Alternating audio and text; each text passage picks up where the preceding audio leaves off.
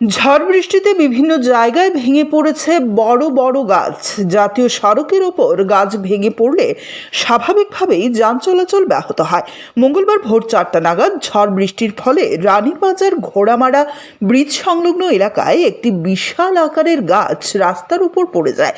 তাতে অসম আগরতলা রোড সম্পূর্ণভাবে বন্ধ হয়ে যায়। এই রোড ব্লক হওয়ার খবর পেয়ে জিরানিয়া মহকুমা শাসকের কার্যালয় থেকে দায়িত্বে থাকা স্কাউট অ্যান্ড গাইডস এবং সিভিল ডিফেন্সের স্বেচ্ছাসেবকরা ছুটে আসেন। সকাল 5টা নাগাদ কন্ট্রোল রুমে ফোন যায়। প্রায় 1 ঘন্টা রাস্তাটি বন্ধ ছিল। খবর পেয়ে দ্রুত ঘটনাস্থলে পৌঁছান মহকুমা শাসকের কার্যালয়ের স্বেচ্ছাসেবকরা। স্কাউট অ্যান্ড গাইডসের সাব ডিভিশন সেক্রেটারির নেতৃত্বে গাছটি কেটে রাস্তা থেকে সরানো হয়।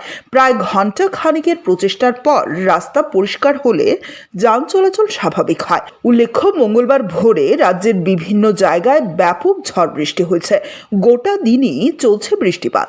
আজকে ভারী বৃষ্টি এবং বাতাসের কারণে রানীবাজার ঘোড়ামারা ব্রিজ সংলগ্ন এলাকায় একটি বিশাল বড় গাছ আসাম আগরতলা রোডে মেন রোডে পড়ে গেছে ভারী বৃষ্টি এবং বাতাসের কারণে।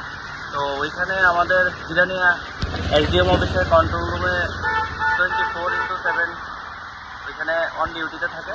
তো কালকে রাত্রে আমাদের নাইট শিফটে ছিল আমাদের স্কাউটস এবং সিভিল ডিফেন্স ভলান্টিয়ার।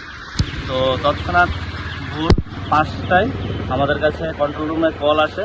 তারপর আমরা ওইখান থেকে আমাদের যে মোকাবিলার টিম আছে, টিম এসে আমরা যেখানে স্পটে এসে আমরা দেখি যে আসাম আগরতলা মেইন রোড আছে, রোড ব্লকেজ পুরা। তো আমরা তৎক্ষণাৎ ওই গাছটাকে আমরা কাটিং করি এবং রোড ক্লিয়ার করি। আপনার পরিচয়? আমি জিরানিয়া সাব